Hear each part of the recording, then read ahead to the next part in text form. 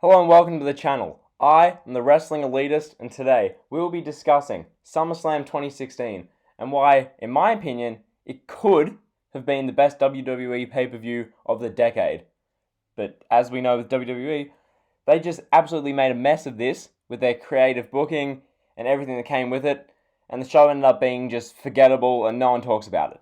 So, in this video, I'll be going over the card, what they actually did, what they could have done. You wait and hear this card they could have done. It's outrageous. It would have been an incredible pay-per-view, and why, if they did these things, the company would be better off for it in 2016. So let's set the table here. So 2016, known as one of the better years, if not the best year of this decade in WWE. They had the draft, which that changed the shape of the company altogether. You had the SmackDown brand in the latter part of that year, 2016. They were setting the world on fire. Miz, Ziggler, you had Ambrose, Cena, Styles, all those guys. They were doing bits. It was great to watch. Raw, it's Monday Night Raw. It's never going to be incredible. It was pretty boring in late 2016, but regardless, the brand split happened. That was all fresh and exciting. SummerSlam 2016 came around, and it felt like kind of out of place because you had still inter-brand stuff going on, which some of the stuff on this card that the WWE did, it just doesn't make sense looking back, and at the time it didn't make sense either. So we'll get into that now. So the actual SummerSlam card, the kickoff, just a big 12-man tag, Zayn and Neville versus the Dudley Boys, just randomly. Sheamus and Cesaro had a best of seven match. I mean, that's pretty good. And then the main card, Jericho and Owens beat Enzo and Cass in the opener. Who cares? Enzo and Cass. Personally, I hated them too, but regardless. Charlotte versus Sasha Banks, that's cool. Miz versus Apollo Crews for the Intercontinental Championship. Miz, Apollo Crews. Okay. Then we had Styles, Cena. More on that later. Gallows and Anderson versus the New Day for the tag titles. Then we had the world title match. Ambrose Ziggler, okay, and then a 6-woman tag with Nikki Bella, Natalya, Alexa Bliss, Becky, Naomi, Carmella. Just spare us, WWE, spare us. And then Finn Balor faced Rollins for the inaugural Universal title, and Brock faced Orton in the main event. As a card, it was just a bit of a who cares. None of the stuff on there besides Styles, Cena, and the new Universal Champion being crowned, none of it was interesting. So that being said, we'll move on to my card. Now, if the WWE went with this card, this show would be looked at as one of, if not the best WWE pay-per-views of the decade. Okay? I firmly believe this. So, Kickoff, I would have kept the random multi-man match with, 12-man tag, whatever. That can happen. No one cares. And I would have also had a 6-pack challenge to decide the number one contender for a women's championship in the future, after the draft. This is keeping in mind that what I would have done in this time period, instead of doing the draft in the middle of July, just randomly, I would have had it the night after SummerSlam. Have SummerSlam be the really conclusive, all the storylines come to an end kind of thing at SummerSlam, and going forward, you do a draft the night after SummerSlam, and then we go from there. That makes sense, doesn't it? As opposed to having the draft on the go-home show to Battleground. I don't know what they were doing back then. It could have been so good, but they just... Some little things at WWE, it happens all the time, but it's just the little things of this company. Anyway, back to this card. So, I'd have a 6-pack challenge to determine the number one contender for the women's championship, or a women's championship, and this would be all the same 6 women that were in that tag match, because that 6-woman tag, there was no reason for it to be on the main card of SummerSlam, and to go with that, it went for 11 minutes. There's no need to waste 11 minutes on a meaningless 6-woman tag, when none of the women have any interesting qualities as far as the show. So that's what we've done there. I think give that match 10 minutes on the kickoff. If you want to watch it, fine. If you don't, big deal. Moving on. So we go on to the main card. We open the show. Sheamus versus Cesaro in that best of 7 match, number 1. I think Sheamus and Cesaro, they'd be great to open the show. Give them 10, 12 minutes. They go out and have a great match. Those two are just fantastic in the ring. So that'd be a great way to open the show. as you'll see on this card, there are a couple of matches you could open the show with, but I feel like Sheamus and Cesaro get a nice, really physical opener of the show, and that'll be all good. So from there, we move on. The WWE Tag Team Championships on the line. Instead of having New Day versus Gallows and Anderson, I'd make this a triple threat tag. So the New Day defending their championships against Luke Gallows and Carl Anderson, alongside Chris Jericho and Kevin Owens. So, triple threat tag match. Adding Jericho and Owens to this gives the tag team titles a bit more credibility, because Jericho and Owens were like essentially the top of Raw at this time, like after the brand split. Jericho and Owens, they're very legit, they're very credible. I think as a team, whether they won the titles here or not, doesn't really matter to me for this, but just have them in the match. Having them here in that match, it's better than having what they did in real life, where they had Jericho and Owens take on Enzo and Cass to open the show. Like, that was just a nothing opener. Like, that opener went for 12 minutes. And, like, the match was absolutely nothing special. I was thinking to myself when I watched this, why is this opening the show? So, that's our second match of the night. So we got Sheamus Cesaro to open, tag team title triple threat to come next. From here, this one's going to take a bit of explaining, but regardless. Third match of the night, Intercontinental Champion versus US Champion. So what I do here, so The Miz is the Intercontinental Champion, and Rusev is the US Champion. Now, instead of having what they did in real life, where The Miz took on Apollo Crews, like, instead of doing that, I'd have The Miz and Rusev. Now, this wouldn't just be a random, pointless champion versus champion match like WWE normally do. What I'd do with this, I'd load up the stipulations. Give this match some meaning. It's SummerSlam. The matches should mean something on this show. Okay? It's SummerSlam. So what I'd do, I'd have a set of stipulations. The winner gets to captain a Survivor Series team, gets a 30-day immunity from defending their championship, so they get to keep the title longer, because they're both heels, so that dynamic would work. And then they get the 30th entry into the 2017 Royal Rumble match. So The Miz Rusev here, maybe 10-minute match, nothing incredible, but if it's on the card, it better have some meaning to it. That's how I feel with pay-per-views, because there's nothing worse than just matches for the sake of matches.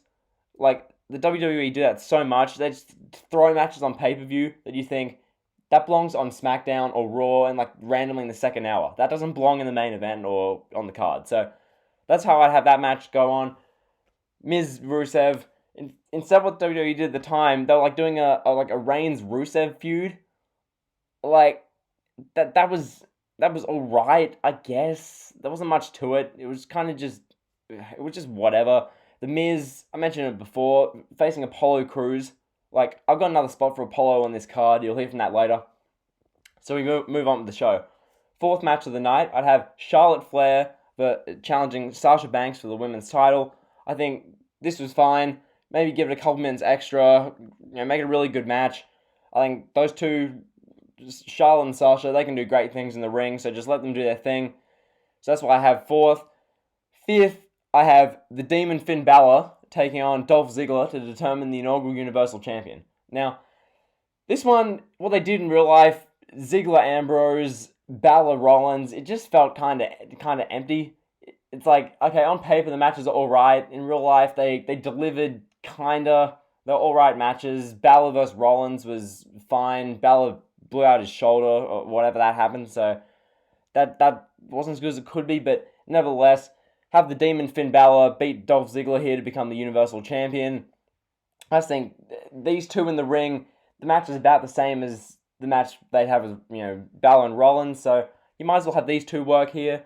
I think that would be fine. You're not really losing much replacing Rollins with Ziggler, so that's all good.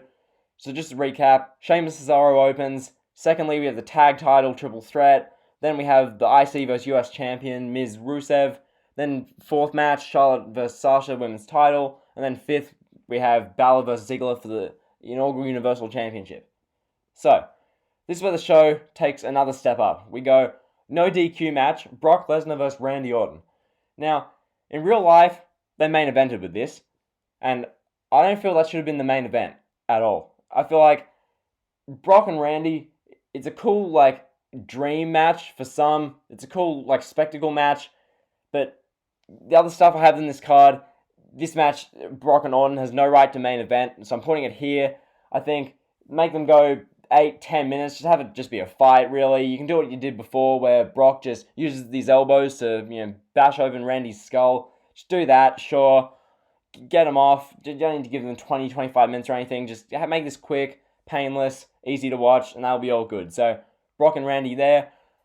Then, we give the crowd a bit of a different match. We haven't seen anything like this so far on the card. I will do a triple threat match to determine the number one contender for either the Intercontinental or United States Championships. So it's a winner's choice type situation. I feel like that should be something in the WWE more. It should be the wrestlers actually have some say in kind of like what does what, but nevertheless, I would have Sami Zayn take on Adrian Neville and Apollo Crews. So a triple threat. This, absolutely no more than 15 minutes are used up as a whole. So that's including entrances and like replays and stuff. Just have this be 8 to 10 minutes, high spots, just keeping the crowd engaged, just make sure there's no drop off between these main events. Just, Zayn flying around, Neville doing like corkscrew, Phoenix splash, flippy do moves, and Apollo being Apollo. So I think that'd be cool. Put that on here, give these guys all the SummerSlam match an opportunity. That'd be great. Instead of putting Zayn and Neville in a useless tag match on the kickoff against the Dudleys, have them here, showcase them in singles action more so, and yeah. So now, the two big main events. These two matches are why I personally say that this card could have been the best match card that WWE did all decade. So listen to this. I would do, next match on the card, the Shield triple threat match. Dean Ambrose, Seth Rollins, Roman Reigns for the WWE Championship. That's what I'd do, because they did this match, just remember this, they did this match literally a month before at Battleground. The Shield triple threat match happened at a forgettable Battleground show. Okay? Think of how big a wasted opportunity that is.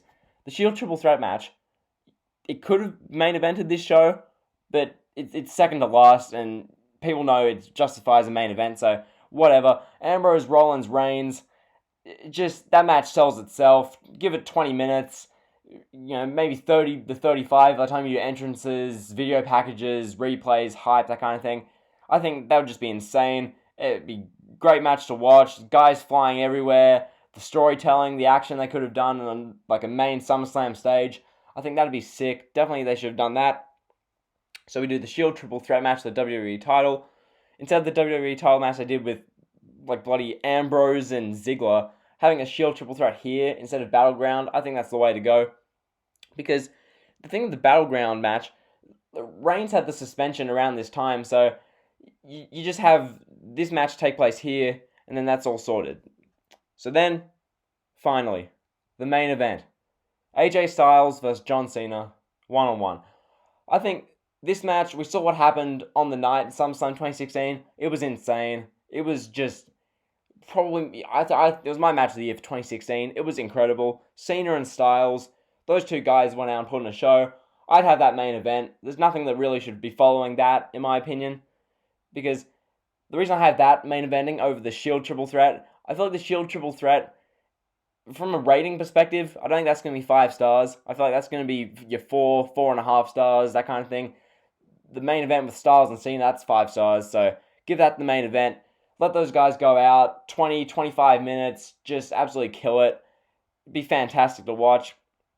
So yeah, that's my SummerSlam 2016 card. What they could have done with only a few little changes in the card. Because what I've just listed off here, it's barely any different to what they actually did. Just a couple of, adding Jericho and Owens to the tag match.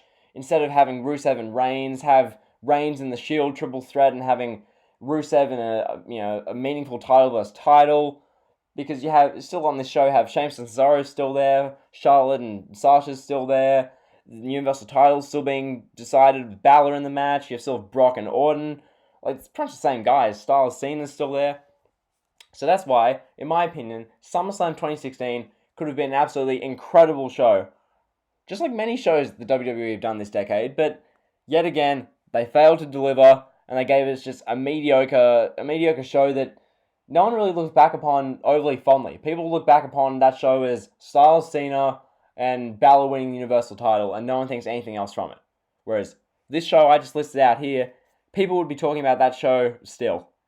The Shield triple threat, Styles, Cena, Brock and Orton having a non-main event, really physical battle. Charlotte, Sasha having a great match. A bit of everything on this card. So yeah, that's why I think SummerSlam 2016 was the best show that could have been of the 2010s.